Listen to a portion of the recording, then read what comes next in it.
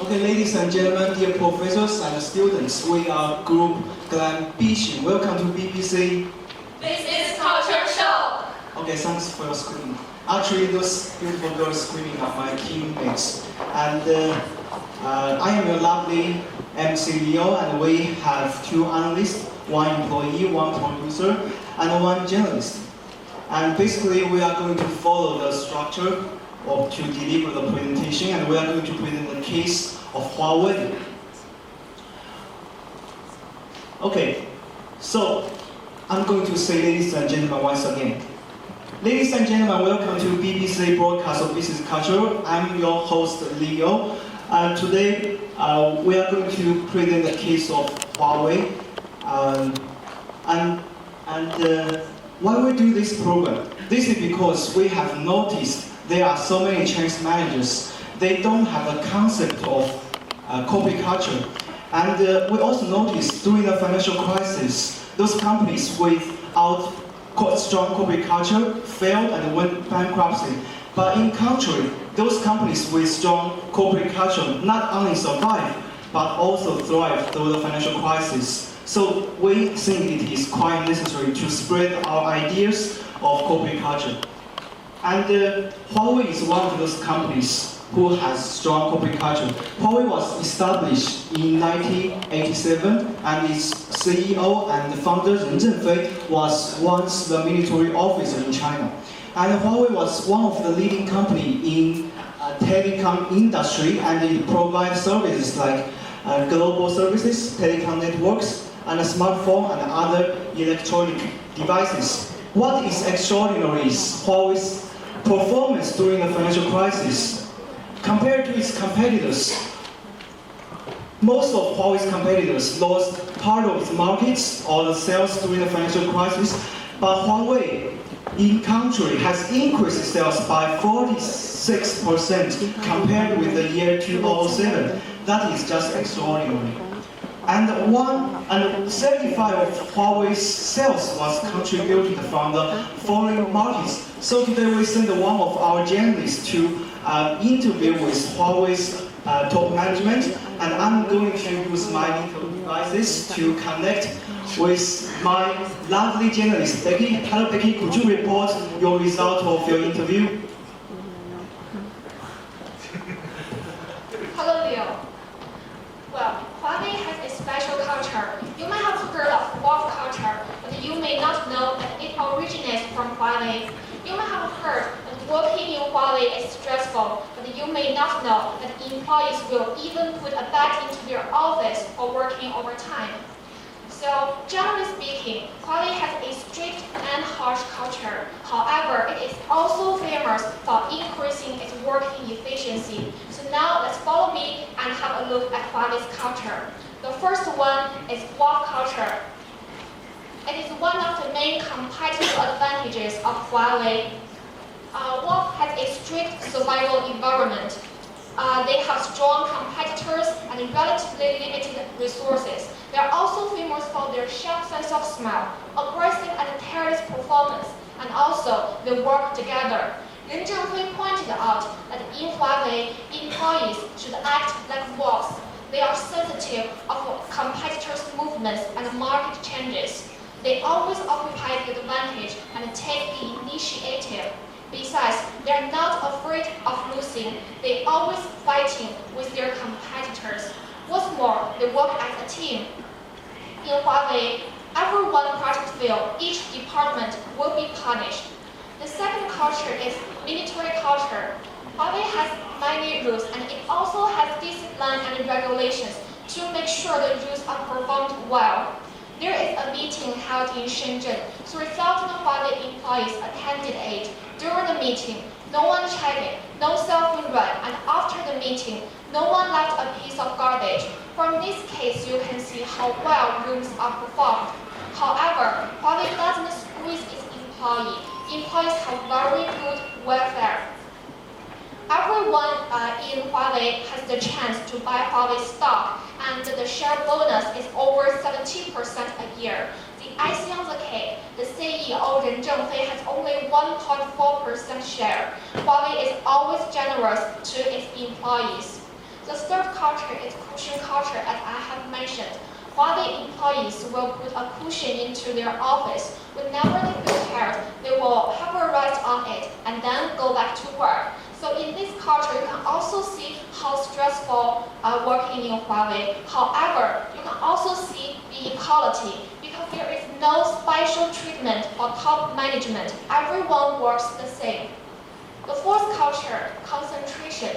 This one is simple because Ren Zhengfei claims that Huawei will only focus on its current business markets. It will not go to the popular information service industry. So this is basically how Huawei's culture look like. Now back to Liu. Hello, Liu. Hi, Becky. Thank you very much. Today we also invited two analysts in our field, and let's hear some of their comments. Hi, Emma. How do you think of Huawei's corporate culture, and what is the function of corporate culture? Thank you. Now let me first use this Denison organizational culture model to briefly talk about Huawei's culture. An ideal company has these four features. The first one is involvement. It measures the responsibility and capability of employees. The second one is consistency. It is about the core values and the coordination of the company. The third one is the mission. It is about the company's direction and goals. And the last one is adaptability. It is about whether the company can adapt to the change.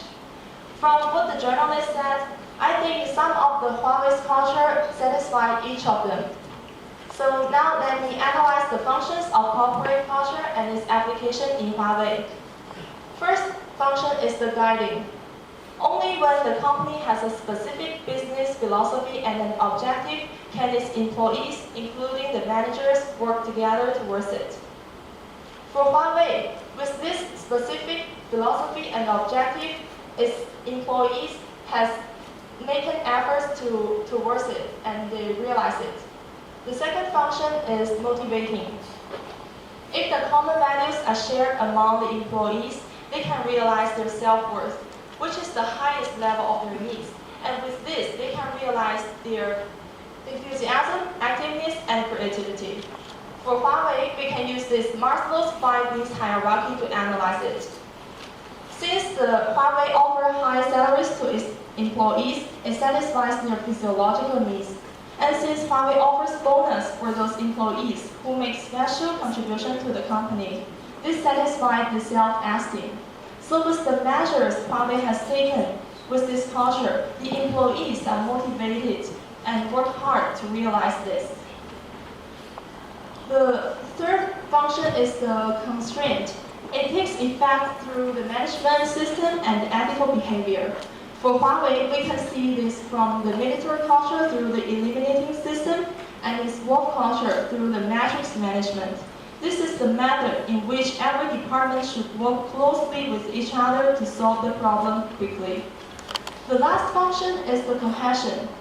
The good objective can make the company's interests connect closely with the interests of the individual.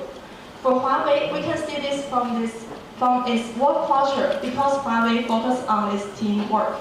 So that's all of my analysis. Thank you, Liu. Thanks, Emma. Today we also sent our journalists to interview one of Huawei's employee, Christina. What is her working condition in Huawei? Let's hear from Becky. Hello, Liu. Hi, Christina. How do you feel your life in Huawei? There is too much stress in our company. We need to improve ourselves all the time. And two of my colleagues committed suicide recently. The turnover ratio is very high. Thank you, Christina. Okay, it seems that Huawei's corporate culture is not perfect. So what is the problem with Huawei's corporate culture? Let's hear more from Jessie. Jessie, could you make some comments on this? Okay, hello Leo, hello everyone, this is Jessie. Do you want to hear about the problems of Huawei culture? The first problem of Huawei culture is successor problem. Because mostly Huawei's culture is influenced by its leader, Ren Zhengfei. You can see it. But what will happen if there is no Ren Zhengfei? Many people believe that Huawei could no longer exist. So what about the second problem? The second problem exists in its both at the cushion culture. Internally, the working pressure in Huawei is too high, and the working hours are too long. For example, in 2006, a young Huawei employee, as young as 25 years old, was dying of tiredness. You can see the working pressure in Huawei is too high. Also, externally, Huawei's ambitious and invading off culture has frightened many foreign clients. Besides, its vicious competition between its main competitor Zhongxin has caused many price competition and bad influence on Chinese market. So the third problem about its concentration culture. Actually, many of these cultures are outdated and Huawei need to update these ideas. So far we have seen all the advantages and disadvantages of Huawei culture. What we should do is to learn from its essence and discard the drugs. And I will talk about my recommendations from the 4 functions of management. To solve the first and second problem, from planning, we need to evaluate the current situation and set goals that are not too radical. Internally, we need to exert some pressure to the employee, but this kind of pressure should not be too intense and too nervous. Externally, we need to plan for the future, but it does not mean radically pursuing fast expansion. Besides, from organizing, Huawei actually